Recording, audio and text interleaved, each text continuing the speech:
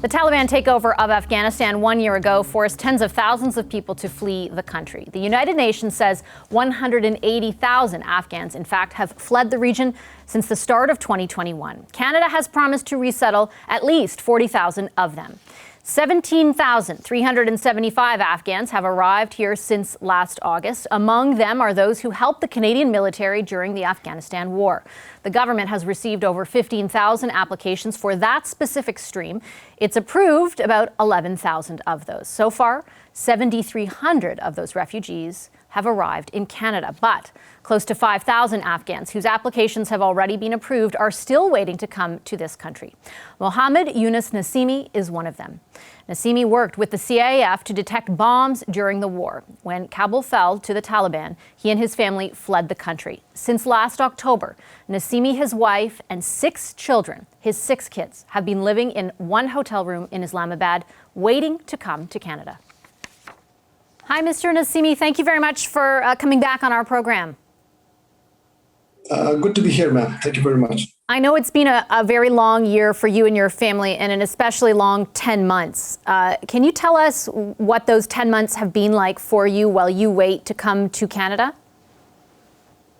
Ma'am, to be honest, it's a very long time, and also it has been a very long and very hard 10 months that we have been through a lot of stuff, going from one hotel to another hotel, and then the process for the case,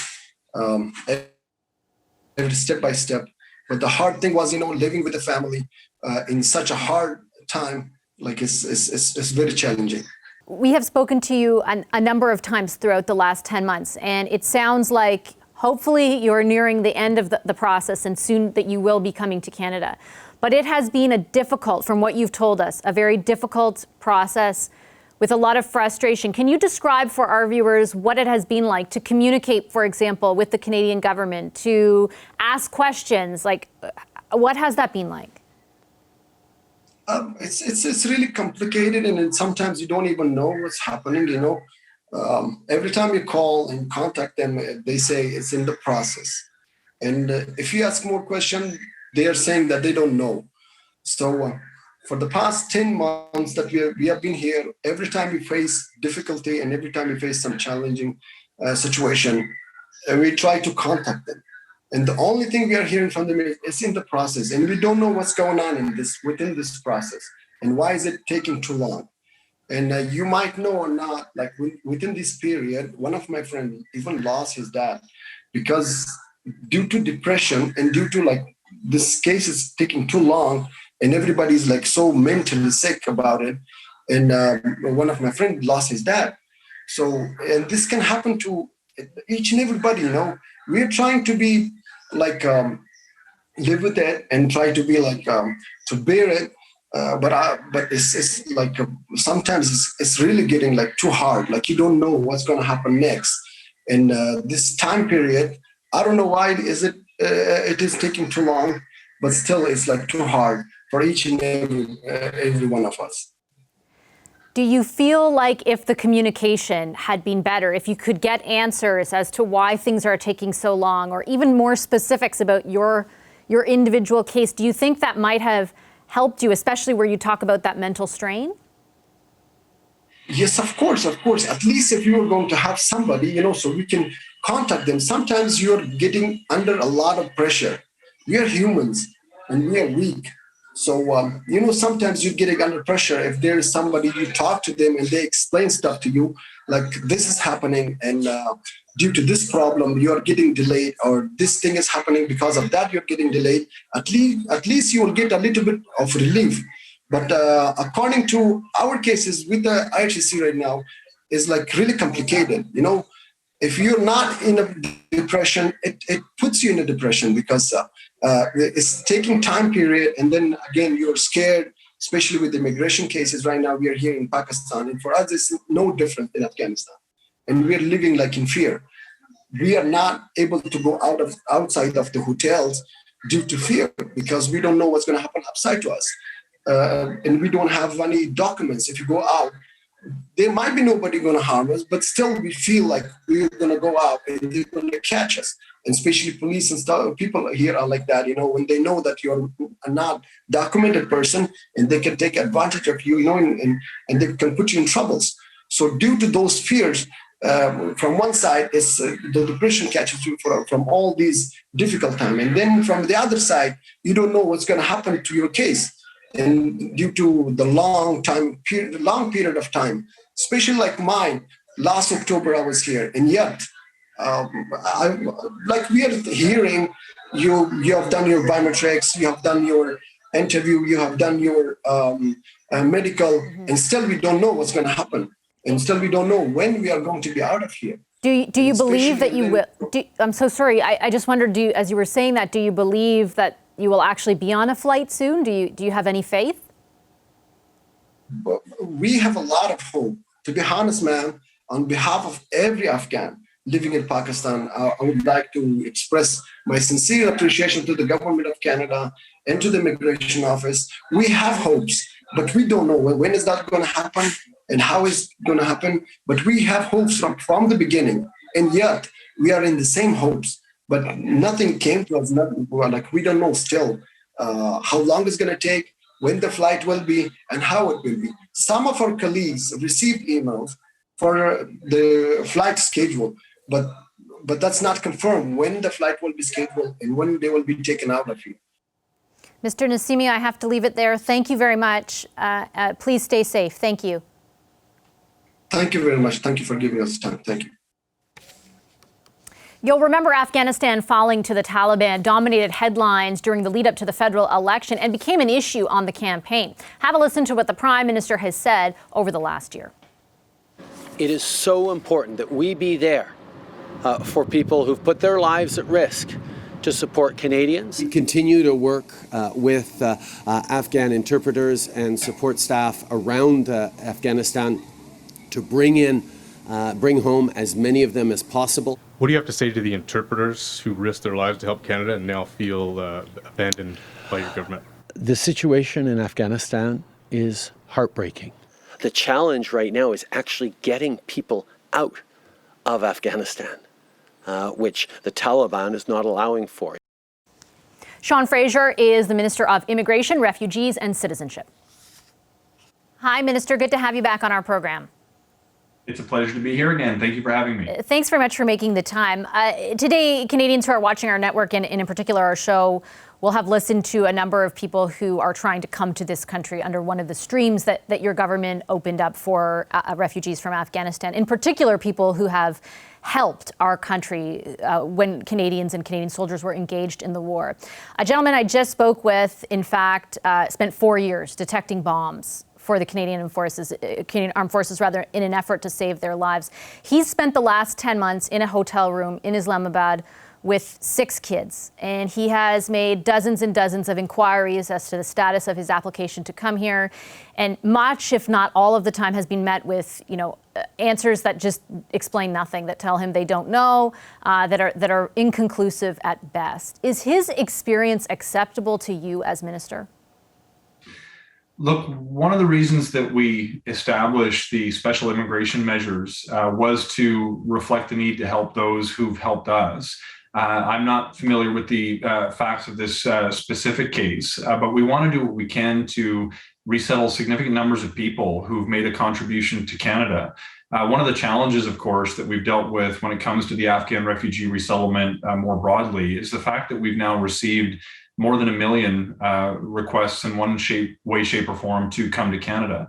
We're going to do what we can to continue to get people through the process, to make sure that we make good on our commitment of resettling at least 40,000 Afghan refugees, which remains one of the most substantial commitments to Afghanistan of any country in the world.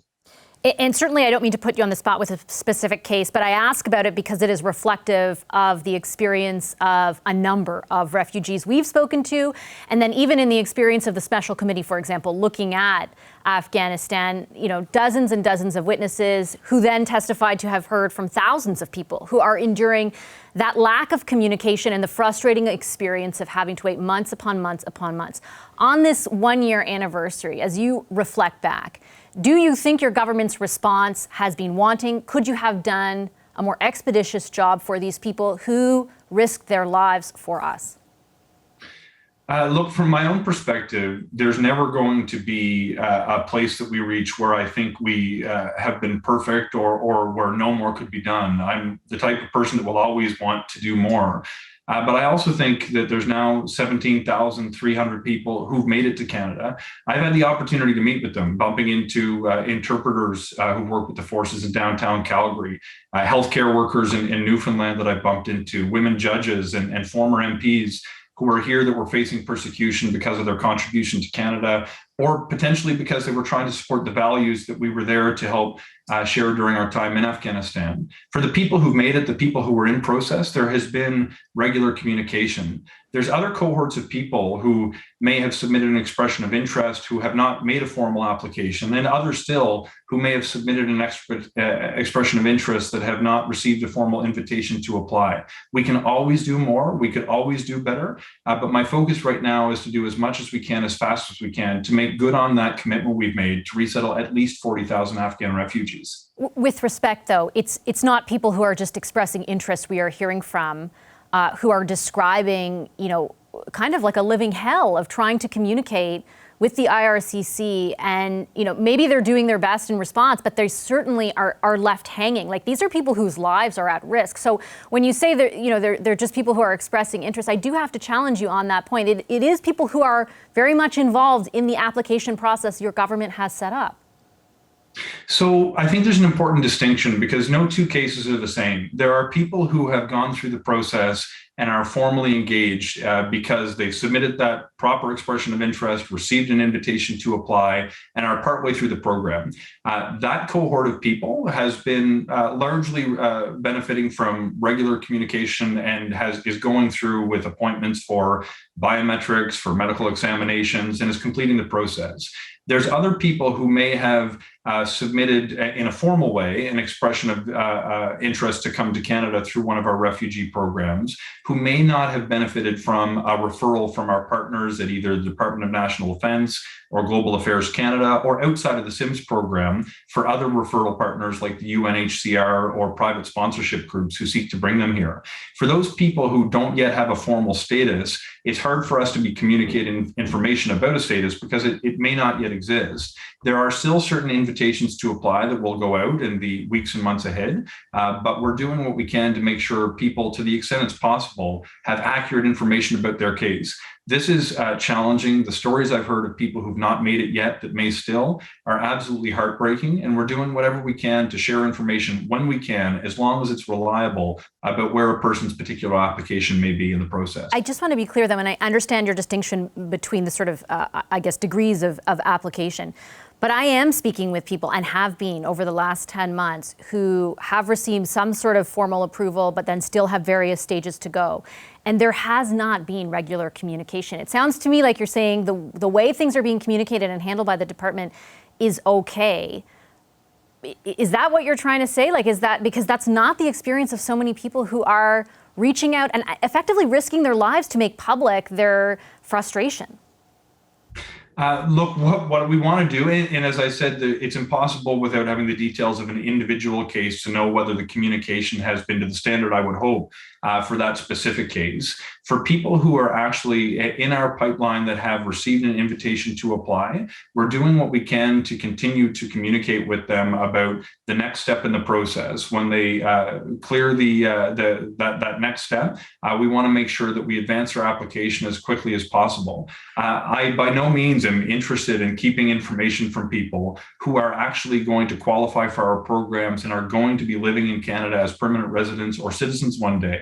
I want to do everything I can to get get them here as quickly as possible. Not only because I believe it's the right thing to do, having met a lot of these people who are living and working in our communities, I believe it's in our self-interest to continue to bring these people as quickly as we can and share information with them to the extent we can, so long as we have reliable information about their file. I'll continue to work with my team to share whatever information we can with prospective applicants, because I believe it's the right thing to do. Minister, back in April, we spoke on the same issue and I raised the same concerns with you. You said your department was going to hire additional resources to deal with some of the so-called backlog, for lack of a better term. How many people did you hire?